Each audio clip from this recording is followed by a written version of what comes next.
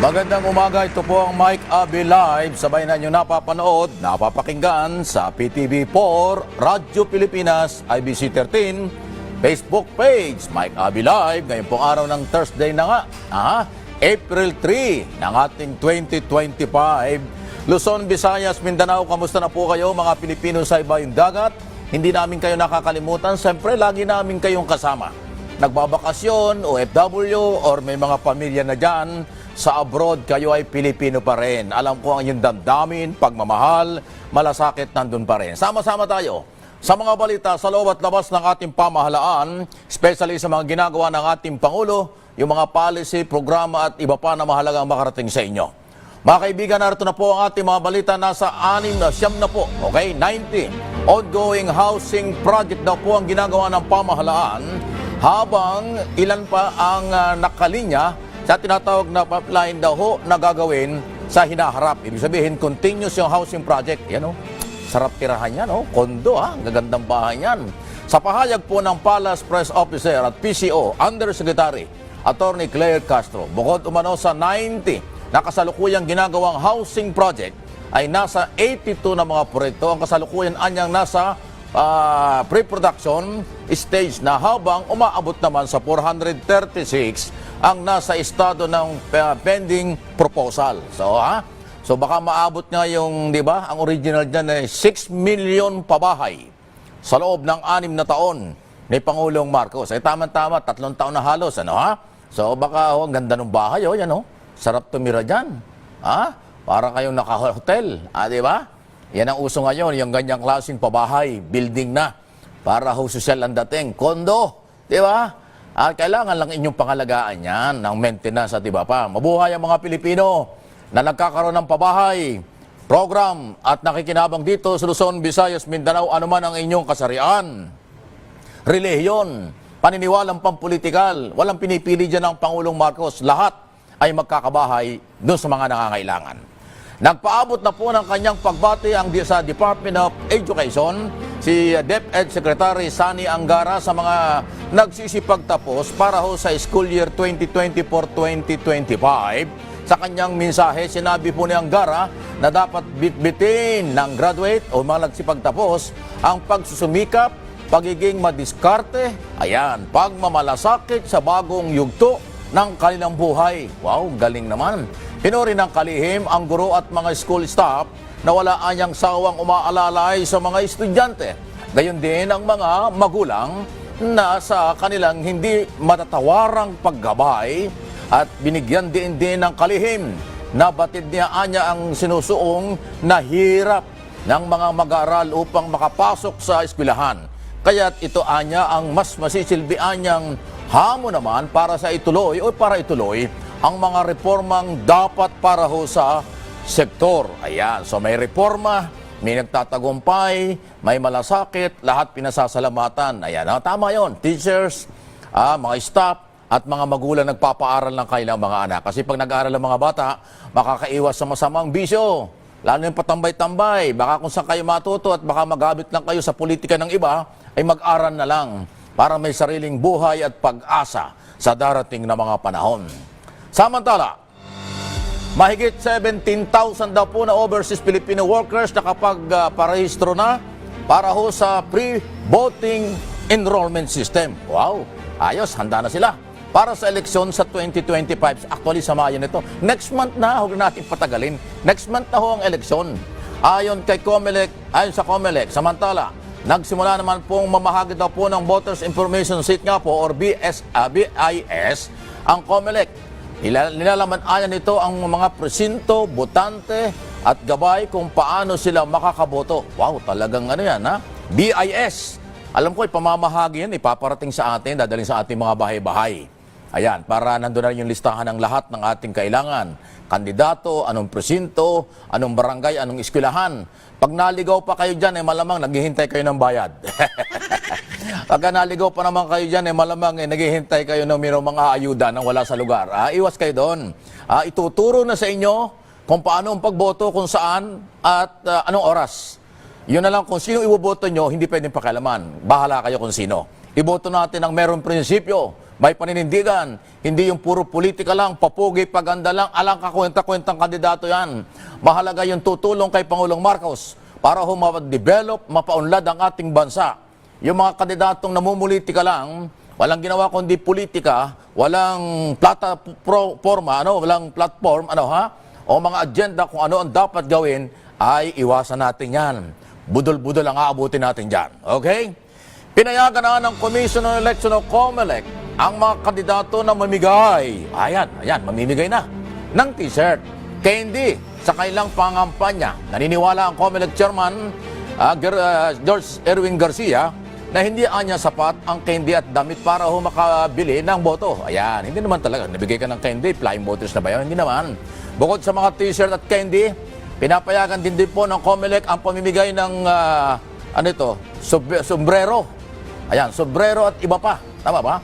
Pag maliit niyang mga bagay-bagay, palaala din po ni Chairman Garcia na gamitin ng mga botante ang naititiraan niyang mga araw bago magsimula ang botohan para piliin, isipin, aralin ang kandidatong karapat dapat maluklok sa pwesto. Ayan. Huwag naman yung nabigyan lang kayo ng t-shirt, iboboto mo na. Huwag yung nabigyan lang kayo ng candy, iboboto na. Ayan. Pag binigyan kayo ng sobre, huwag niyong iboto. Ayan. Yun ay pamasahe pag uwi nyo at saka pupunta sa presinto. Hindi yun bayad sa inyong kaluluwa at pagkatao. Basta nagbigay ng sobre, may nagbigay sa inyo ng pera, huwag mong iboto kung sino ang nagbigay. Okay? Dahil hindi mo ibinebenta ang buhay mo. Okay? Yung candy at saka kung ano pa binibigay, hindi ang kapalit ng inyong karangalan bilang butanteng Pilipino. Ayan yan. Okay? Para malinaw. 2 minuto na makaraan ang alas 9 ng umaga, binabantayan ng Philippine Coast Guard, PCG, ang Chinese research vessel. O yan na naman. Na sa may area ng Palawan. Anong ginagawa doon? Ayon kay Commodore J. Tariela, tagapagsalita ng Philippine Coast Guard sa West Philippine Sea, nasa 37 nautical miles lamang anya ang distansya ng Chinese research vessel na may pangalang Song Hang sa Kuyo. Sa island daw po ng bahagi ng Palawan. Nag-deploy na rin anya ang Philippine Coast Guard ng aerial asset para magsagawa ng surveillance at situational awareness. Ayan. Uy, meron na namang barko ng ganang China. Wala talagang katigil-tigil itong China. Naku, speaking of China, nabalitaan ba nyo yung kahapon na ito talaga ambassador na ito, dapat pinapauwi na, Mr. President, Secretary Manalo. Wala ba kayong gagawin dito? Pasaway na itong Chinese ambassador na ito. Abay, sinisira tayo eh. Nagpalabas ng travel advisory na hindi daw mga Chinese national na nagpupunta ng Pilipinas ay maging maingat dahil magulo raw dito. Wow, hinaharas daw ng Pilipinas ang Chinese national. Napakalaking kalokohan yan. Ikaw naman ambassador, lumayas ka na nga rito. Prohiso ka na, hindi ka na tulay ng communication eh. Kaya kayo nahaharas, o kaya piling nyo nahaharas kasi, gumagawa kayo dito ng illegal. Yung ba naman pogo, illegal drugs? O, di ba bawal yan? So kaya kayo hinuhuli, hindi harassment yun. Kung meron kayong kalokohang ginagawa dito sa Pilipinas, umalis kayo, doon kayo gumawa ng kalokohan sa bansa nyo. Kasi ang sama nung ganyan eh. Ang trabaho ng ambassador, mga kaibigan, ay maging tulay ng communication o maging communication sa pagitan ng dalawang bansa. Magandang relasyon.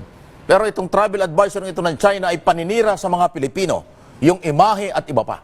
Hindi po nangaharas ang Pilipinas. Hinuhuli lang kayo at pinapanagot kasi may paglabag sa Philippine law. Kung hindi ka nakakaintindi, karapat dapat talagang mag-asabalutang ka na. Alam niyo, yung ambassador kasi hindi pwedeng imbestigahan. Pero pwede pong pagsabihan. Pwede rin niyang pauwiin anytime.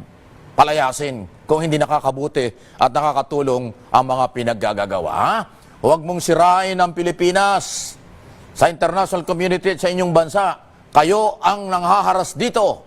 Pinapasok nyo ang exclusive economic zone ng bansang Pilipinas, West Philippine Sea. At kung ano pa, illegal drugs, illegal pogo, sa inyo yan. Pinagbabawalan kayo, harassment. Talaga naman, Mr. Ambassador, ay hindi lahat ng media at saka social media kakampi nyo. Ang kakampi lang nyo ng mga social media dito sa Pilipinas ay yung inyong pinagseminar noong 2022 at 2023 dyan sa China. Yung umamin sa Kongreso, nag-iiyakan, ang tatapang pero nag-iyakan. Sila daw mga fake news at nagsosorry. Yun ang inyong kakampi rito. Pero kami at maraming Pilipino, never. Kami sumama sa inyong paniniwala. Tahimik, mapayapa ang Pilipinas. Nahahaluan lang ng Chinese national na merong illegal na gawain sa Pilipinas. Pasensya na po, hindi ko pinalampas yan kasi nabasa ko yung nakarating sa akin yung report na yan at hindi ho talaga katanggap-tanggap. Okay? Samantala, Malacanang nilinaw na walang anyang tinatarget na partikular na lahi sa mga ginagawang operasyon ng mga otoridad. Kasunod niya ito ng ilabas na travel advisory ng China sa kanilang mga mamamayan laban, anya, sa posibleng panghaharas ng mga otoridad sa Pilipinas. Nakita nyo, sama nung dating, Ayan, mabutit may paglilinaw na ganyan ng gobyerno. O kaya ako naman, sarili kong paliwanag yan at opinyon na walang ganyang harassment. Tayo ang biktima ng harassment ng China. Hindi tayo ang nambibiktima sa kanila. Ayan ang malinaw, okay? Good morning sa mga taga-US, taga-Chinese Embassy, kung mayroong mga Pilipino dyan. Pakisabi nga nyo sa ambassador nyo, huwag kayong pasaway. Huwag nyo sirain ang aming bansa. Huwag nyo sirain ang Pilipinas at ang Metro Manila. Tahimik kami rito. Kayo ang mga nagbibigay ng sakit ng ulo sa amin. Muling pagdinig ngayong araw na ito ukol sa pag-aresto. Talagang ayaw tumigil ni ate, pag-aresto kay dating Pangulong Rodrigo Duterte, itutuloy daw po ng Senate Committee on Foreign Relations. Okay? Kahit hindi anya siputin ng mga membro ng gabinete. Si Senador Amy Marcos po ito. Talaga bang in aid of legislation ito o baka in aid of re-election na? Matindi na ito, Sipin mo, si Pangulong Marcos, sinisiraan ng committee ito. Ako, yun ang tingin ko Kasi pinipilit mo pati yung mga privilege, executive privilege, gusto mong malaman Pati yung mastermind ng pagkakahuli, hindi na ho kailangan yon. Tinanggap na nga ni Digong na siya ay nakakulong na. Tinanggap na rin ng ICC ang nangyari at nagpapasalamat na sa Philippine government sa pagsuporta sa pagpapatupad ng warrant of arrest. So tapos na yan. Pero ano pang batas ang magagawa ni Senator Amy in aid of legislation investigation, patapos na nga, graduating na nga yan Hanggang June 30 na lang siya senador. Pag natalo this coming election, tapos na siya. O ano pang magagawang in aid of legislation? Baka naman in aid of re-election. Ay, patay kang bata ka. Nakaalis na ho ng bansa ang ikalawang batch. Uy, congratulations and good luck. Ng Philippine Interagency Humanitarian Contingent, upang tumulong nga po sa mga nasalanta sa magnitude 7.7 na lindol sa Myanmar. Ayon kay Philippine Air Force spokesman Colonel Maria Consuelo Castillo, binubuo ang grupo ng 47 na mga tauhan mula ho sa Philippine Air Force, Bureau of Fire Protection, Department of Health, Department of Environment and Natural Resources at Office of Civil Defense. Ayan, pangalawang grupo na. Congratulations sa inyo at good luck Ang laki na matutulong ninyo. Sana makapagsalba pa kayo ng buhay kasi kahapon merong report na after na madag-anan, maipit siya dun sa earthquake, na-recover ng buhay. Galing Sana makarecover din ng mga Pilipino. Dalawang team na yan. Bilang humanitarian nagalawan ng Philippine government under President Marcos. Pagtulong sa mga nagiging biktima ng kalamidad. Wala naman nakagusto ng earthquake di ba? Ang lupit ko kasi na nangyari. Dito sa atin, meron tayong binabantayan the big one. Maganda rin po tayo. Sabi nga nila, iba yung may alam. Pag may alam ka, meron kang kaligtasan. Pero kung wala kang pakialam, delikado yan. Okay? Tuloy ang ating mga balita. Senator Sherwin Gatchalian, pabor sa mungkahin ng Bureau of Immigration na parusahan ng mga Pilipino. Ayan. Kasama si Roque dito. Napupuslit sa bansa sa paggamit ng backdoors. Exit. Sino-sino ba yung tumakas na? Di ba yung mga go? Alice go, di ba? Si Roque. Saan ba dumaan si Roque? Totoo ba si Harry Roque caregiver na ngayon sa Netherlands? Or wasboy? Car wasboy? Abogado, yun ang pinasok na trabaho. Totoo ba yun? Hindi, tatanong lang ako. Totoo bang car wasboy na siya? Wasboy? Or caregiver? Ay ayaw na umuwi sa Pilipinas Takot na takot sa quad. At saka takot na takot dun sa qualified human trafficking na kanyang kasong kakaharapin na ngayon nasa DOJ dahil sa Pogo. Talaga lang kaya nakatulong pa rin si Duterte kay Roque. Kung hindi man nakatulong si Roque kay Duterte, si Duterte nakatulong kay Roque kasi si Roque ay iba na ang trabaho ngayon, hindi na abogado. Ang babaw ng kaligayahan nitong mama. Saan ka ba dumaan, attorney? Dapat kasama ka sa imbestigahan. Saan ka ba dumaan? Sa Taiwan? Sa Tawi-Tawi? Sa Sabah? Sa Mindanao? O saan ka ba talaga? Anyway, nabanggit lang natin kasi nakita ko yung video kahapon eh. Ay, naguhugas ng pinggan eh. Aba, sabi ko, nag-improve na ito. From lawyer. Naging kitchen na lang. Nasa kitchen na lang. Naguhugas ng pinggan, pinagmamalaki pa nila eh. Kasama yung isang pasaway na vlogger sa Amerika. Nandun din.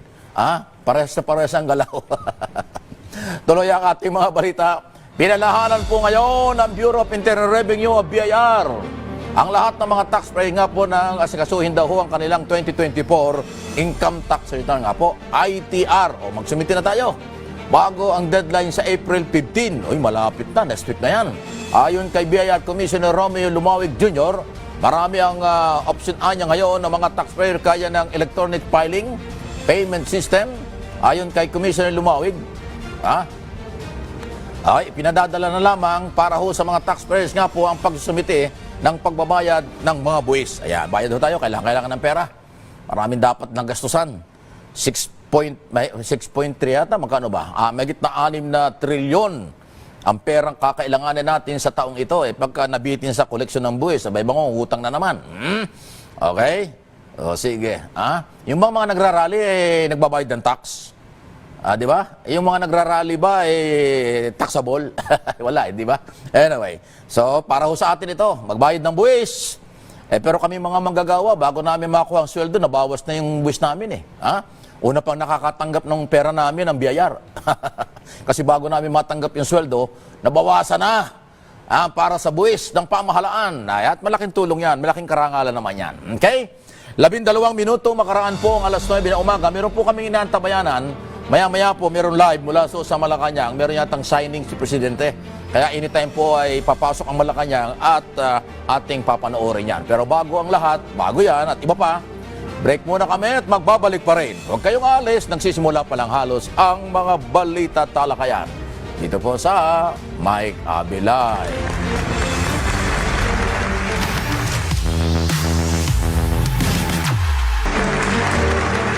Balik na po tayo sa ibang mga balita natin. Ang pinaka-busy opisina at mga opisales ng ating pamahalaan, ang COMELEC, ay ating pong aabalahin ngayong umaga.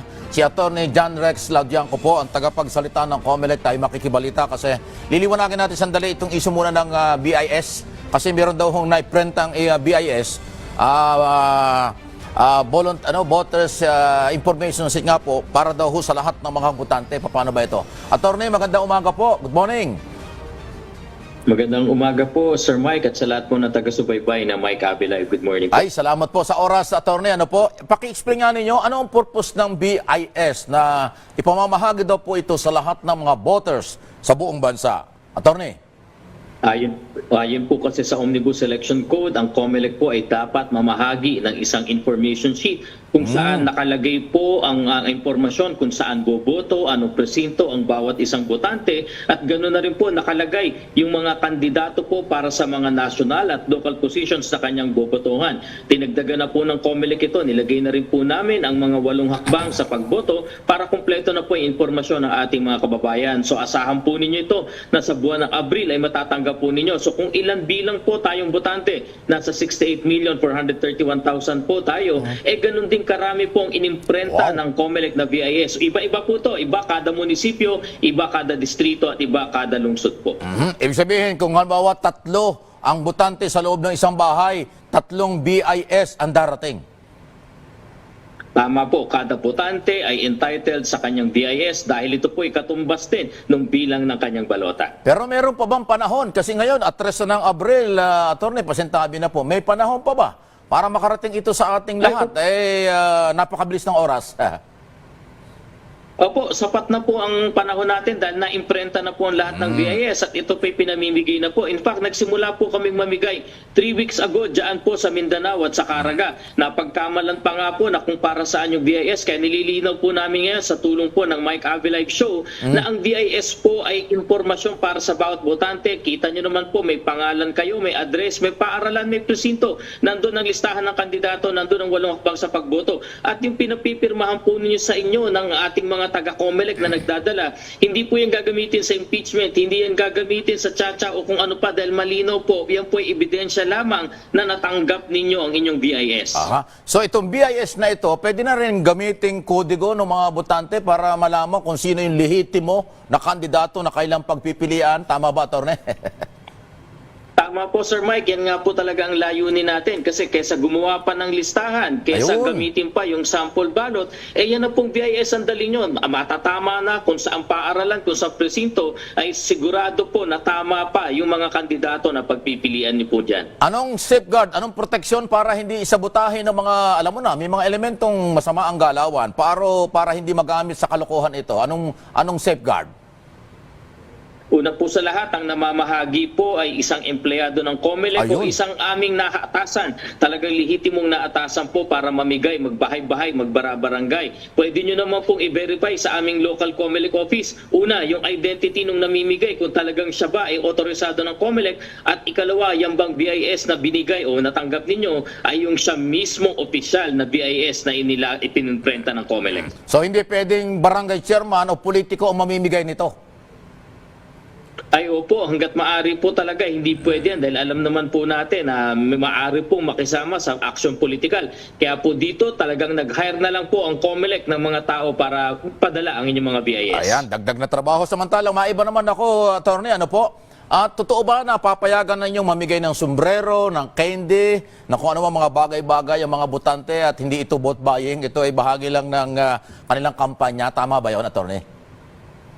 Tama po, ayon po kasi sa ating Republic Act 9006 o yung Fair Elections Act ay maaring gumamit ng ibang uri ng election campaign material o propaganda ang mga kandidato. May requirement lamang po. Una, magpaalam sa COMELEC at doon po sa minute resolution kung saan pinayagan po ito, ang ginawa po ng COMELEC dito, kailangang maglagak sila ng sample ng kanilang ipamimigay at yung po mga resibo na magpapatunay anong halaga nito, yung mga disclosure, sino ang gumawa, para kanino at iba pa ay kailangan maibigay dun sa ating Political Finance and Affairs Department. At dahil dito, masisiguro at magagarantiyan ng COMELEC na yung halaga ng pinamimigay ay hindi sapat para sabihin natin na magkakaroon ng vote buying at vote selling. Oo, sana yung mga bibigay na t-shirt, walang envelope na nakabalot sa loob.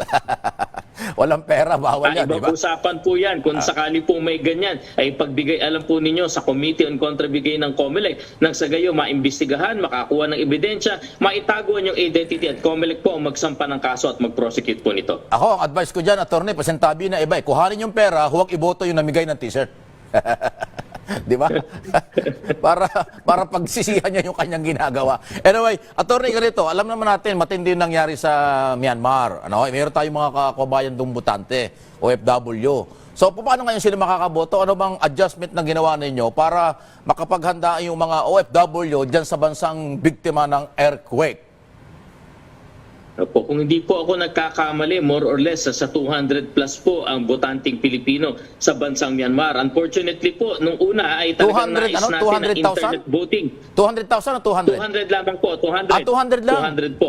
Maliit lang pala. Sige po, sige. Ano una po, ang layunin sana natin dyan talaga ay internet voting na po sila. Kaya lang dyan po sa Myanmar kasi hindi pinahintulutan dahil may internet restrictions. Hindi naman po tayo binawalan, ngunit may internet restrictions talaga. At dahil dito, yung mode of voting po natin dyan, dalawa. It's either in person, pupunta dun sa ating itinakda, o kaya po mail voting, ipapadala. At any rate po, kung sakali man po na hindi natin maituloy yung in-person voting dyan sa Myanmar, meron po naman tayong postal voting kung saan dun po sa Thailand mapupunta at makakluster po yung Myanmar dahil hindi naman sila ganun karami, 200 lamang po sila.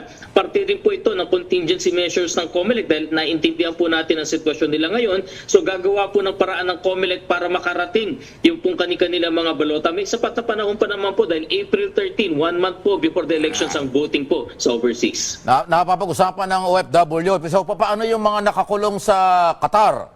Butante yata yung mga yun. Kung hindi naman butante, di bali na lang. Pero kung butante yung mga nakakulong doon dahil nag-rally, so hindi na sila makakaboto. Kung hindi makakalabas bago ang eleksyon. Opo, alam naman po natin mayroong mga regulasyon sa mga ganyang bagay sa iba't ibang panig po ng mga bansa sa buong mundo. Kaya po hindi po siguro masasabi natin na walang challenge. May challenge po talaga. Kaya lang syempre dahil nga po ito yung sumailalim sa justice system ng bansa na yan, titignan po natin kung maaari pa bang makapagpadala ng balota po sa kanila o makagamit man ng kanilang mga gadgets sa internet voting. Ngunit talagang sasabihin na po natin ngayon may challenge po talaga tayong kinakaharap. Anyway, balita ko, 17 lang naman yun. Di bali, hindi sila makaboto. Kasalanan nila. Kung gusto man nilang mabumoto, hindi sila masyadong pagkakaabala ng COMELEC dahil maliit na porsyento lang. Pangalawa, kasalanan naman nila. Kaya hindi sila makakaboto. Di ba tama naman? Attorney. Opo. Opo, alam niyo po talagang layunin ng COMELEC patupad ang Republic Act 10590, yung pagboto ng ating mga overseas registered voter. Kaya nga po kahit konti, kahit marami, ay gagawin po ng COMELEC ang lahat ng paraan para makaboto sila. Ngunit ang sinasabi nga po natin sa bagay na ito, meron po kasing pumasok na otoridad sa bansa na yan na talaga naman pong lawful yung kanilang ginagawa. Yes. Batas po nila yan. Baka talaga pong mag-post ng significant challenge sa COMELEC na maipatupad po yung kanilang pagboto at sa mga natitinang Pilipino. Ang OFW, di ba advance ang voting? Kailan ba mangyayari ito, Attorney?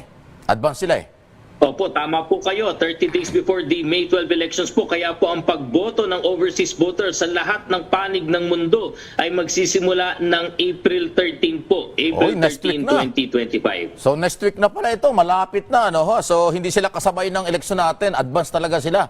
Kaya bago sila mag-rally, paghandaan muna nila yung eleksyon. Dahil baka may kandidato sila, hindi sila makaboto kapag puro rally na lang ang ginagawa. Attorney. Tama po, at dapat pong isaisip natin lagi na kung saan man pong lugar tayo nandun, may batas po sa bansa na yan na talagang sa pagpunta po natin, sa pagbisita o pananatili ay kailangan nating tuparin para rin po sa ikaayos ng ating mga buhay at karapatan. May pahabol kami rito. Meron daw pong ilang mga kandidato gumagamit ng kanta ng mga artist parang hindi naman yata autorisado. Paano ba yun? Ano bang, kahit, kasi meron yatang reklamong ganyan, paano bang gagawin dyan, Attorney? Nako, tama po kayo. Meron po kasing intellectual property rights sa Yes. mga kumatha ng iba't ibang uri ng kanta at iba pang mga likhang pansining.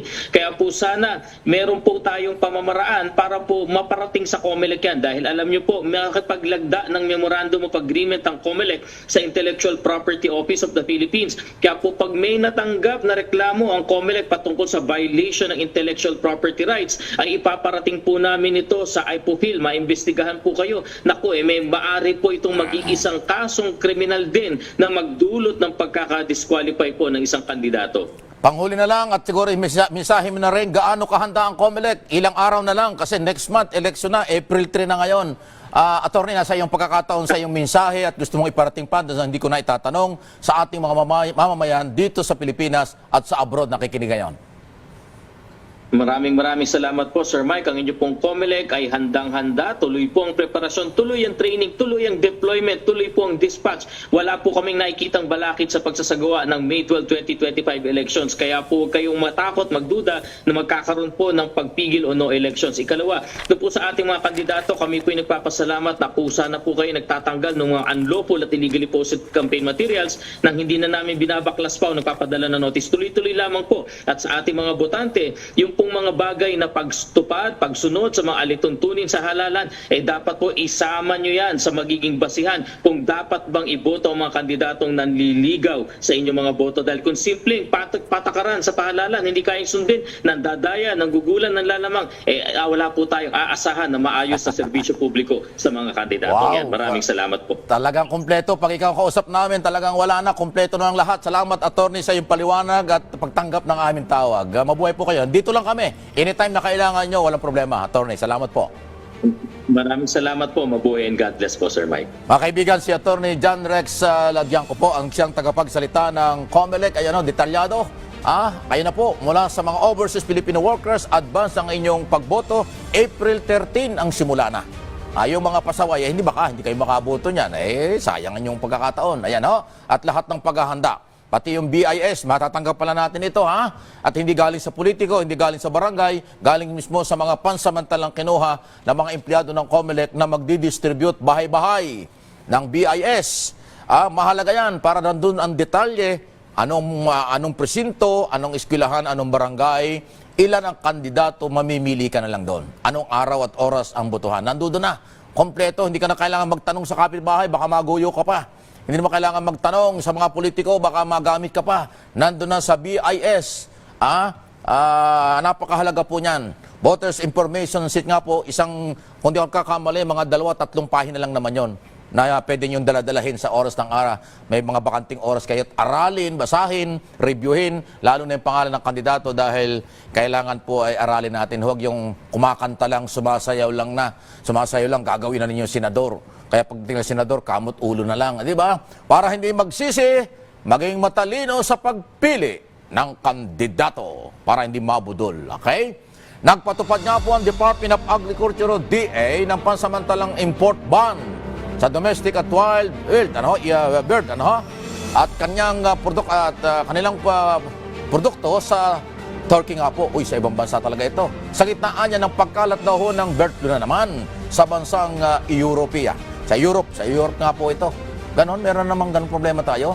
Ayon kay Agriculture Secretary Francisco Cho Laurel Jr., layunin ng import ban na maprotektahan daw po ang poultry industry at ng ating bansa. Nakapaloob din dito anya ang pagpapatigil ng pag-iisyuhaan niya ng pagpuproseso ng mga sanitary at import clearances para ho sa importasyon ng mga tinukoy na kalakal mula ho sa Turkey sa nabanggit na bansa. Delikado, meron palang ganon.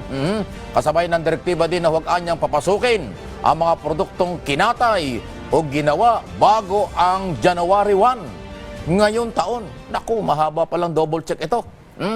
Bakit tayo nasisingitan ng ganyan para maging maingat? Tama yon. Import ban, pansamantalang ipagbawal kung meron hong hindi magandang idudulot sa kalusugan ng pagkain ng mga Pilipino. Di kumain tayo ng local. Ang dami ng mas masasarap po ang pagkain local talaga eh. Antabayan po ninyo kung nalilityag nga ng bahagya. Yung coverage sa Malacanang tungkol sa merong signing, ang Pangulong Marcos mismo ang ating masasaksihan anytime. Papasok po yan. Nanawagan si House Speaker Martin Romualdez sa Department of Agriculture na dapat daw ipaigtingin pa ang kanilang price monitoring system dahil sa hindi anya akma ang presyong nilang sa mga bilihin sa mga pamilihan. Mukhang namamalingki na rin si Speaker.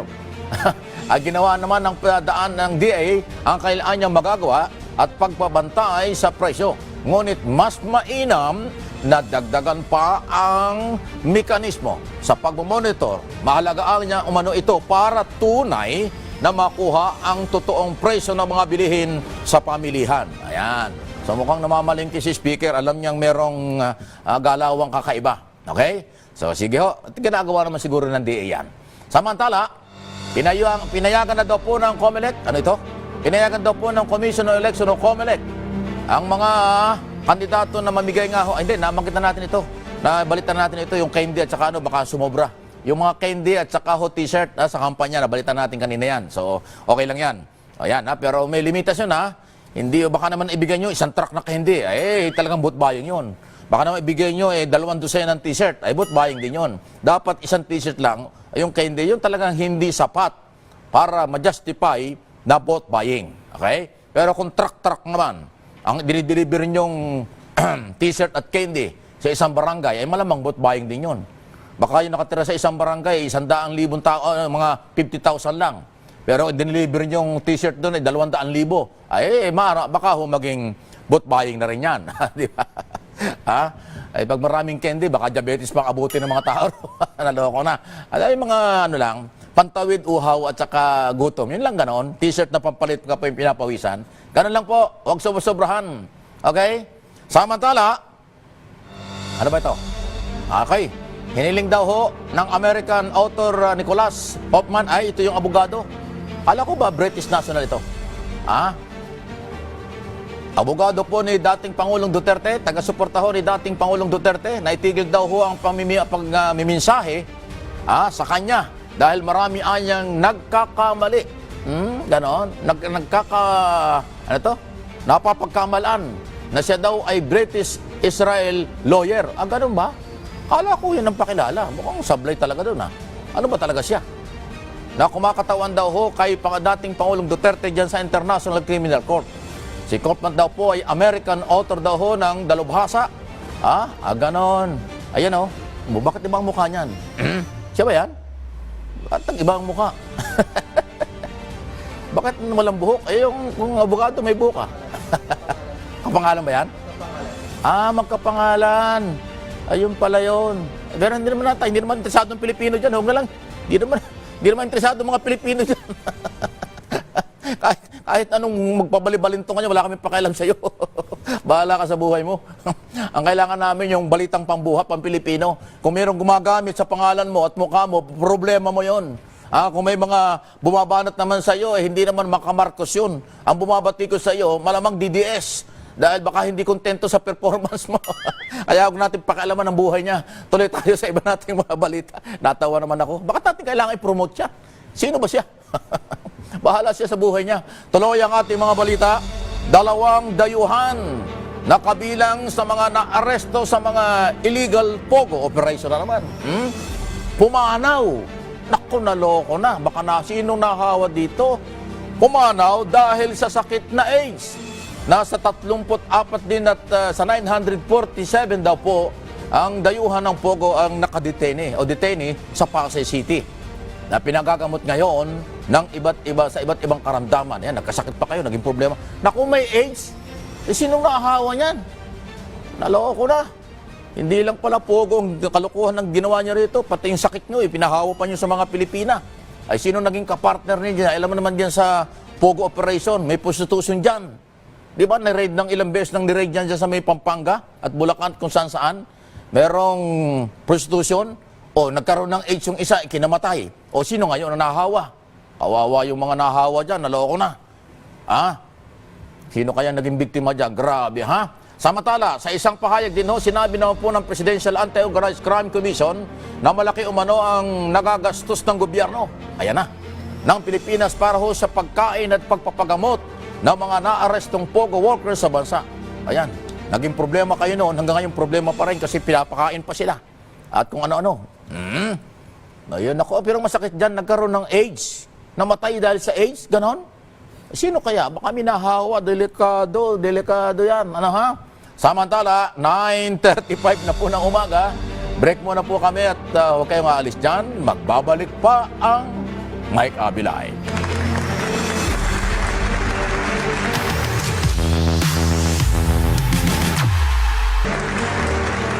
Balik tayo sa tuloy-tuloy na mga balita. Binigyan din daw po ni Senate President Chis Escudero ang pangailangan daw po na inspeksyonin ang lahat daw ng mga pampubliko at pribadong infrastruktura sa bansa. Wow!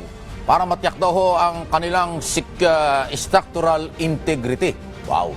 Ito ay matapos nga po ng naranasang malakas na lindol sa Myanmar at Thailand na ayon sa Senate President ay marami anyang pagkakatulad sa Pilipinas. Ganon?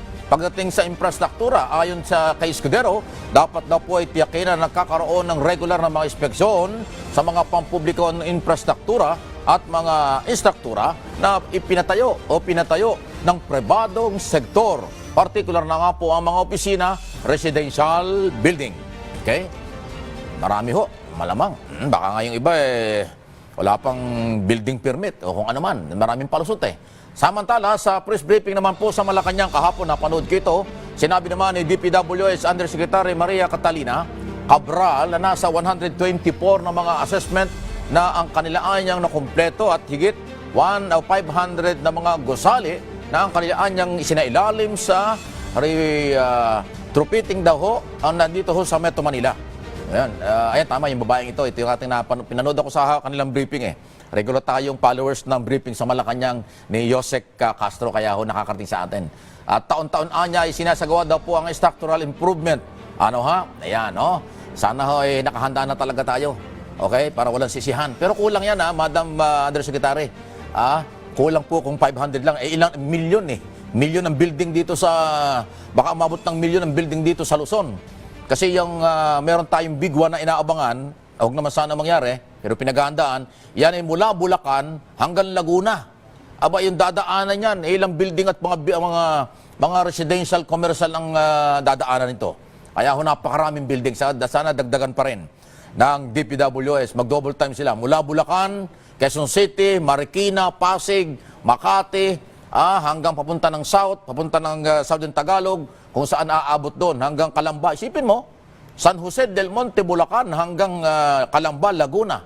Yung Marikina Port na tinatawag na yan na pwedeng daanan ng The Big One. So marami po na mga istruktura at residential, commercial at sa gobyerno. Ingat lang po tayo, pagdasal natin yan. Samantala, binigyan din daw po ni Senator Grace po na ang review ng PW or PWB, ganon? PUB, sorry. PUB Modernization Program, ito pala yung public transport, ay pagkakataon niya para maging patas, makatao at tama ang programa. Tiwala siya na kukonsultahin ng DOTR review body ang mga commuters group, yan, pribadong sektor ng mga lokal na pamahalaan, academy at iba pang mga concerned stakeholders. Ayan. Trabaho na yan ng Executive Department. Ito ay paraan niya daw makabuo ng komprehensibong larawan ng sitwasyon ng modernisasyon at makabuo ng nararapat anyang solusyon. Ayan. So tumulong na lang kayo. Kayang-kaya ng DOTR. Ay badali kahapon nandito sa studio si Secretary Benz Dizon, na matagal-tagal na rin nating kaibigan ito. Pero guest naman ni Secretary Gadon kahapon doon sa kanyang program. Okay? So, nag-meet ko na rin. Matagal ko nang hindi nakikita yung mama. Nagkita rin kami kahapon. Aksidente lang. Okay? Secretary Benz Dizon, congratulations. Good morning. Sabi ko sa kanya, ang bigat ng trabaho mo. Sabi niya, hindi biro ang trabaho ng pagiging DOTR Secretary. Kasi hawak mo yan ng PTA, ang marina, ang mga pier, public transport, pribadong transportation, lahat po yan. Mga pier, airport, pantay nga po, by land, by air, by sea na mga kagamitan ng pang-transportation ay yan po ay trabaho ng DOTR. Matinding trabaho yan. Good luck, Secretary. Mabuhay po kayo. Ginagamit at mapapakinabangan daw po ng mga pasahero ng dating VIP area ho sa Siargao Airport. At ganon, nadagdagan daw po ng 32 na mga upuan para sa mga pasahero at bumibiyahe sa paliparan. May improvement. Ayan nakita nyo sa video. Ayan po at picture. Matatanda ang tinanggal daw po ang VIP lounge. Alinsunod nga sa utos ng Transportation Secretary Benz Dizon. Yan. So inalis yung VIP, ginawa para sa open sa lahat. Ngayon, bakit kasi may mga VIP pa? Kaya tuloy na isturbo yung mga pangkaraniwan. Ayan Salamat, Secretary. Ayan, may bagong development yan. Marami na pupunta dyan sa Siargao. Saan ba yan? Del Norte o Del Sur? Del Norte yata yan. Sakop yan ni Congressman Barbers ng Surigao del Norte, kung di ako nagkakamali. Maraming turista ron, maraming nagpupunta ron. Kasi humaganda yung lugar na yon. Okay? Samantala, Philippine Coast Guard, PCG, at Philippine National Police na aresto ang mga illegal recruiters. Na nag-aalok daw sa mga aplikante na tiyak na makakapasok sa Philippine Coast Guard. Ganon? Batay sa reklamo, 2 aplikante. Wow! 350,000 ang kapalit ng halaga kung saan ng mga aplikante daw para sa pagiging parte daw ng Philippine Coast Guard. Sandali bawal yan, bawal. Pero sandali total na inyo na yung highlights ng balita na makita natin. Ito na ang ating Pangulo, nakikita na natin. Yung inaabangan natin kanina pa dyan sa Palasyo ng Malacanang. Pangunahan nga mismo ni Pangulong Marcos Jr. Ito nga pong ceremonial signing daw po Joint Circular on Establishment of Child Development Center for Local Government Unit sa Palasyo ng Malacanang. Panoorin na natin. Kanina pa natin inaabangan ito. Ayan na po. Remarks.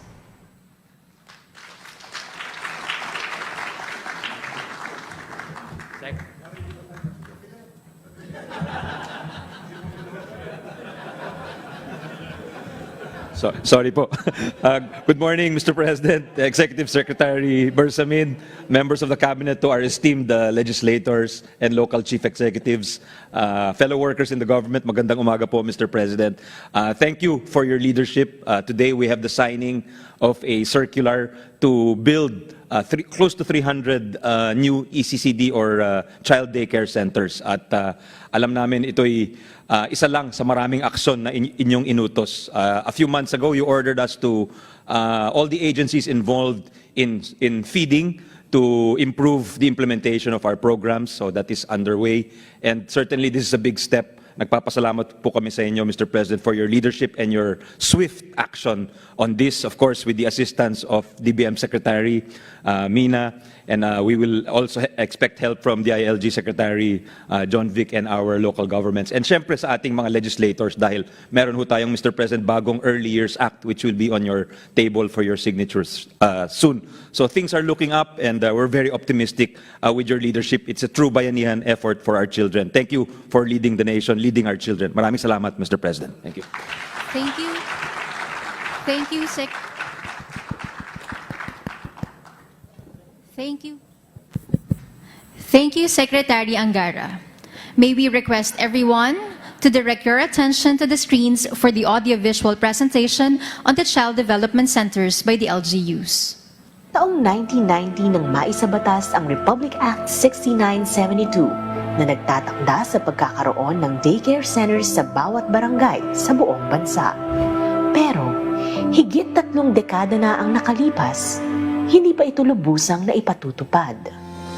Ayon kasi sa datos mula 2nd Congressional Commission on Education o EDCOM-2 na nagsasagawa ng komprehensibong pagsusuri sa sektor ng edukasyon sa Pilipinas, maraming mga barangay pa ang walang Child Development Center o CDC sa buong bansa. Higit 300 dito ay mula sa mga low-income LGUs na hindi sapat ang resources o kakayahan para makapagpatayo ng mga CDC. Dahil dito, sa isang pagpupulong, inirekomenda ng komisyon kay Pangulong Ferdinand Bongbong R. Marcos Jr. ang paglaan ng pondo para tulungan ang mga low-income LGU na magkaroon ng access sa early development initiatives. Ang panukala ay agad namang inaprubahan ng Pangulo. Ayon sa Pangulo, bukod sa pagpapalago ng ekonomiya, agrikultura at pagtugon sa inflation, kailangang pagtuunan ng pansin ang sektor ng edukasyon na tanging pag-asa para sa kinabukasan ng bansa. Our system of education must be strategically calibrated to make sure that our youth are not only taught to become literate, but it has also consciously developed them into problem solvers and into critical thinkers, hungry for success, ready for the future. Bilang pagtalima sa kautusan ni Pangulong Bongbong Marcos, inaprubahan ng Department of Budget and Management sa pangunguna ni Secretary Amena Mina Pangandaman ang pagpapalabas ng 1 bilyong pisong budget para tugunan ang pangangailangan sa pagtatayo ng mga CDC. Noong nagbigay po sa atin ng direktiba ang ating Pangulong Bongbong Marcos na pondohan ang programang ito, umaksyon po tayo agad. We fully support our President's vision of a government that helps secure the foundation of everyone's success, and that is education. We believe that establishing child development centers across the country is crucial to every Filipino child's overall well-being before they transition to school. Para naman kay Department of Education Secretary Juan Edgardo Sonny Angara, isa itong mahalagang hakbang na kaakibat ang makapangyarihang mensahe, walang bata ang mapag-iiwanan kahit sa pinakamalalayong lugar sa bansa. Investing in early childhood is another promise of Bagong Pilipinas coming to life. Malinaw ang bisyon ng ating Pangulong Bongbong Marcos, malayo dapat ang nararating ng aruga ng gobyerno.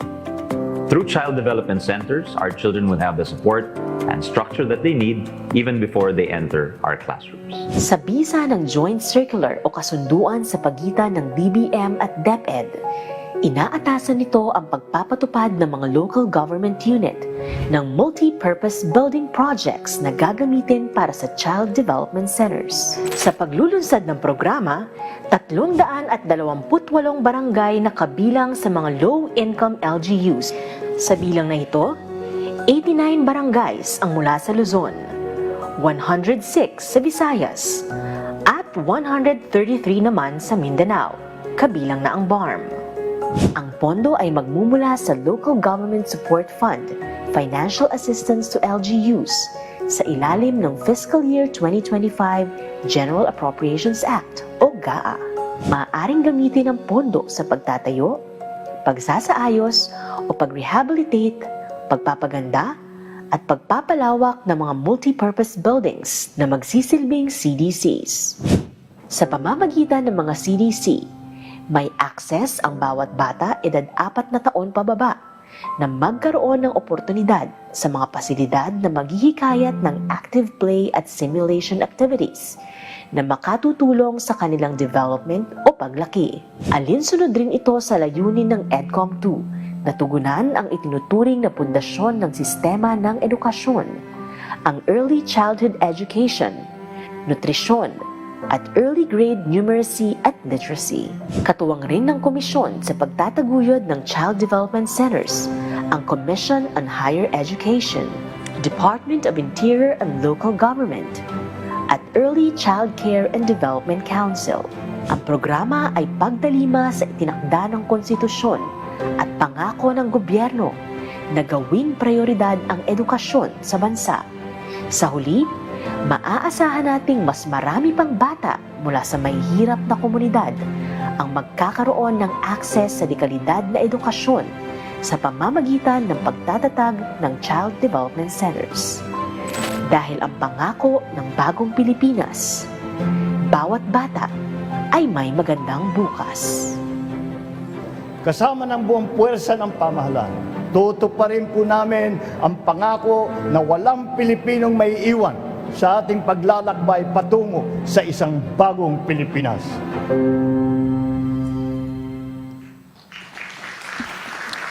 At this point, may we call on Education Secretary Juan Edgardo Angara and Budget and Management Secretary Amena Pangandaman to lead the signing of joint circular on the establishment of child development centers by the local government units.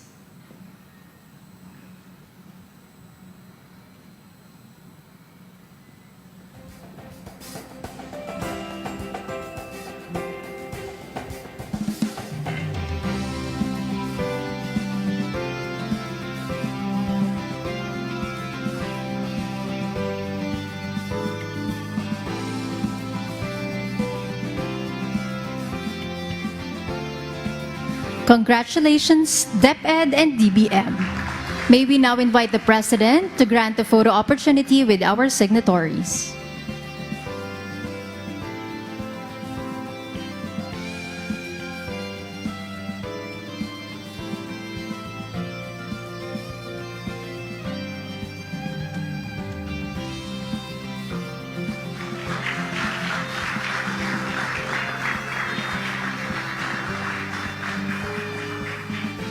Thank you.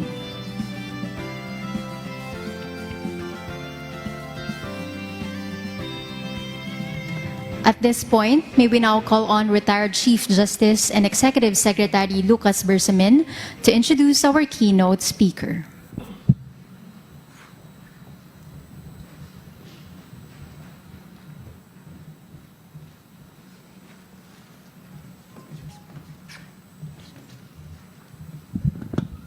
Ladies and gentlemen, the President of the Republic of the Philippines, His Excellency Ferdinand R. Marcos Jr.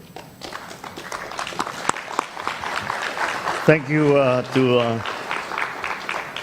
Executive Secretary, former Chief Justice Luke Bersamin for your introduction. Please take your seats.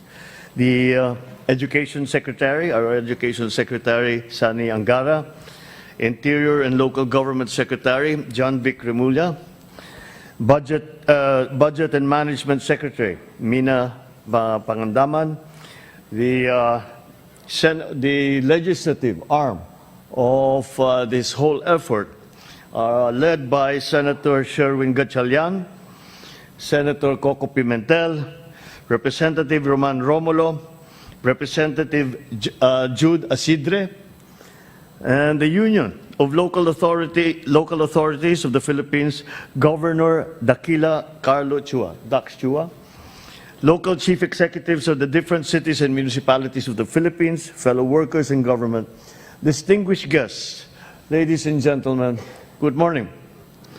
At the outset, I will ask your understanding for being a little bit late coming up. I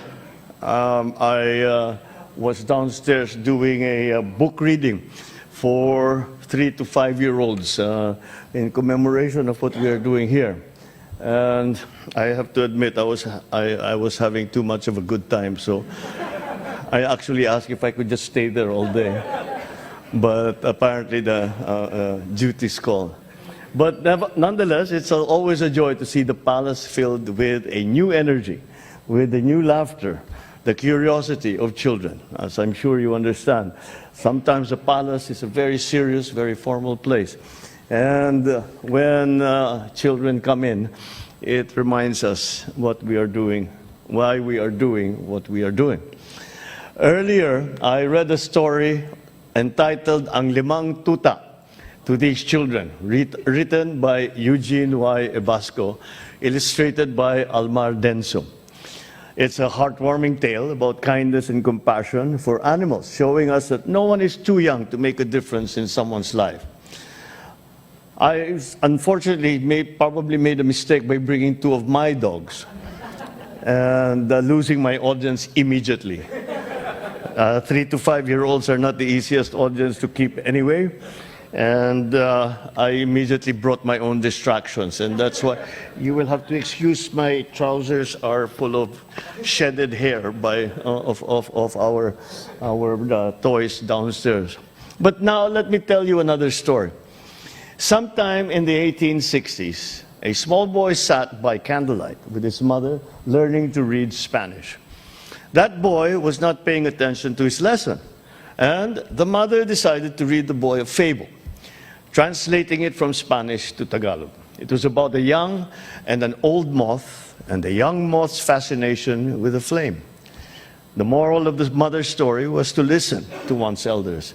But the young boy learned a far more poignant one, that the light was the most beautiful thing in creation, and that sacrificing one's life for it was worthwhile. That boy grew up to become our national hero, Dr. Jose Rizal.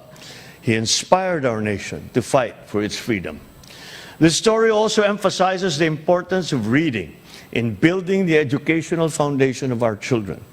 Reading to children improves their language, develops their cognitive skills, and allows them to appreciate learning.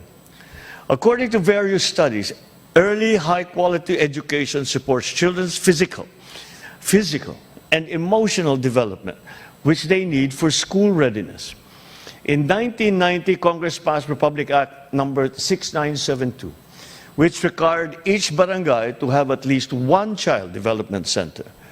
However, due to limited resources, the Early Childhood Care and Development, or ECCD Council, reported that as of March this year, 3,800 barangays in the country have yet to have CDCs.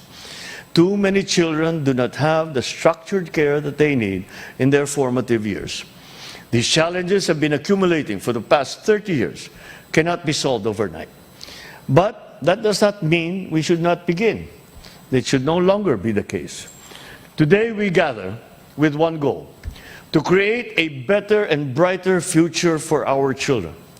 Today our agencies are working hard to make our education system right for our students.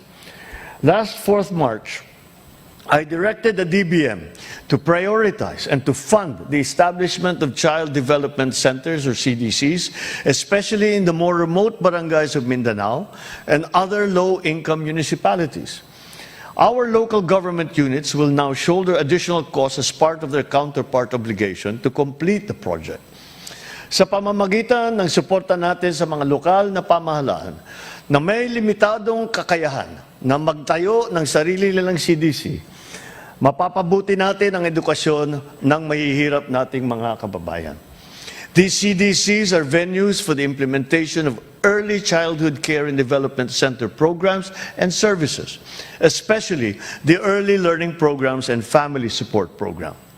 Sa mga center na ito, maaaring makapaglaro, makapagbasa, at makapag-aral ang ating mga kabataan.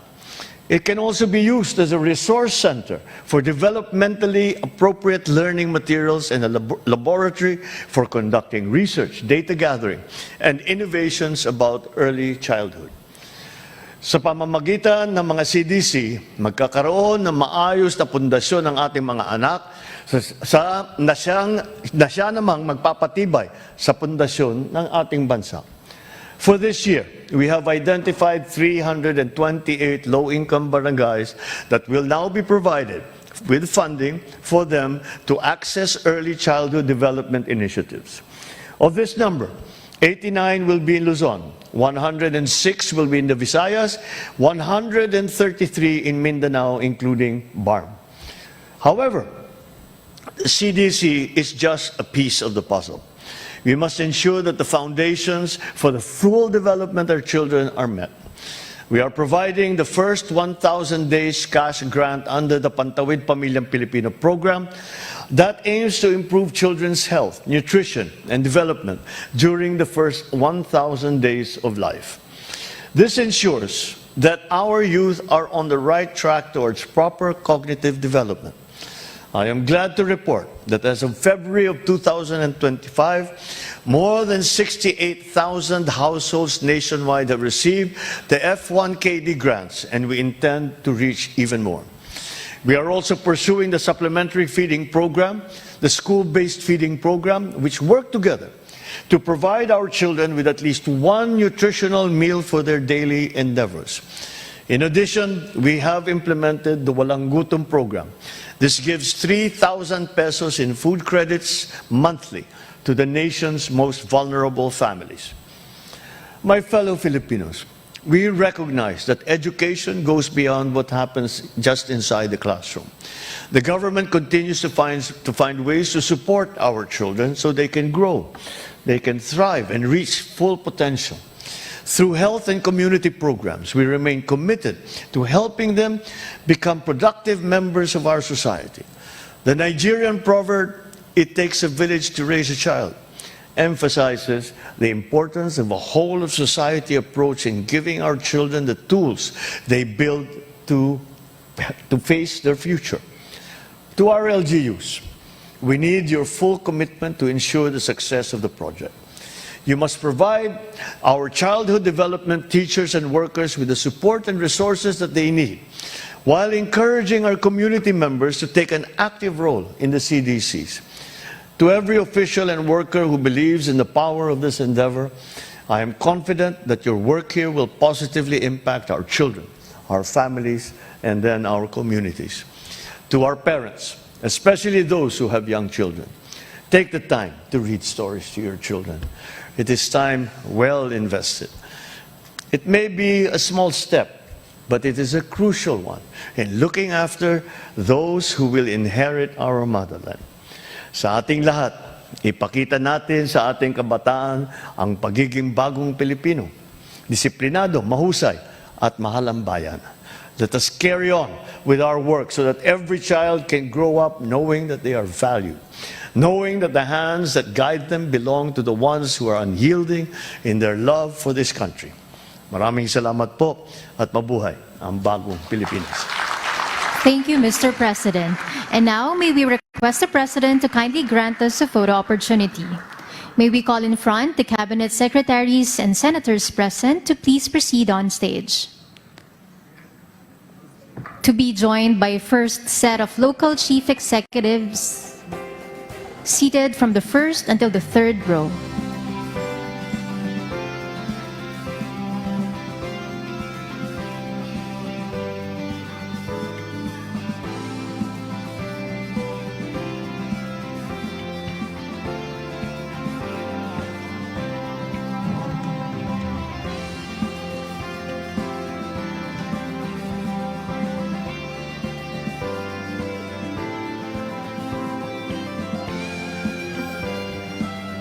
Members of the House of Representatives and second set of local chief executives, please stand by.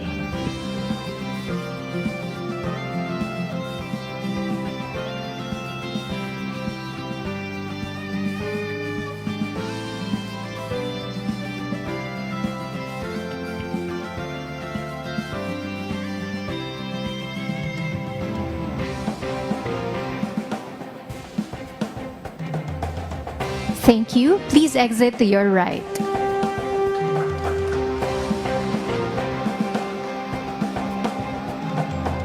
Members of the House of Representatives and second set of local chief executives, you may now proceed in front.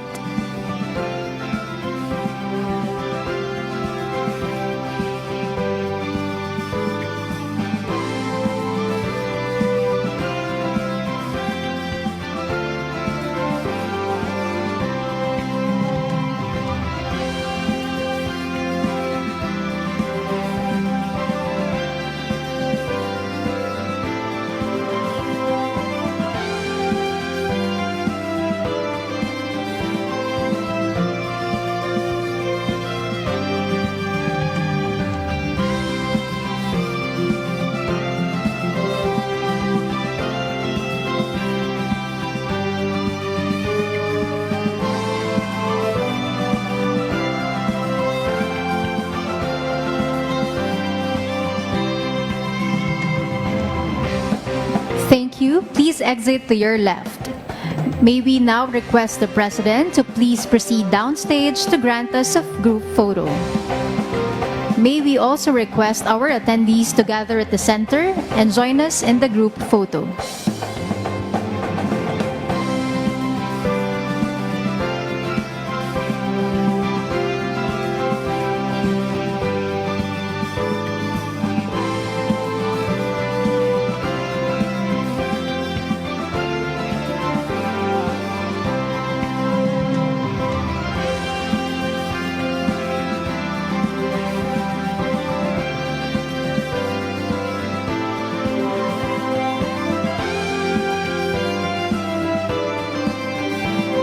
At the count of 3. Ready? 1, 2, 3. Thank you, Mr. President. That concludes our program. Thank you, Mr. President, for gracing the event today.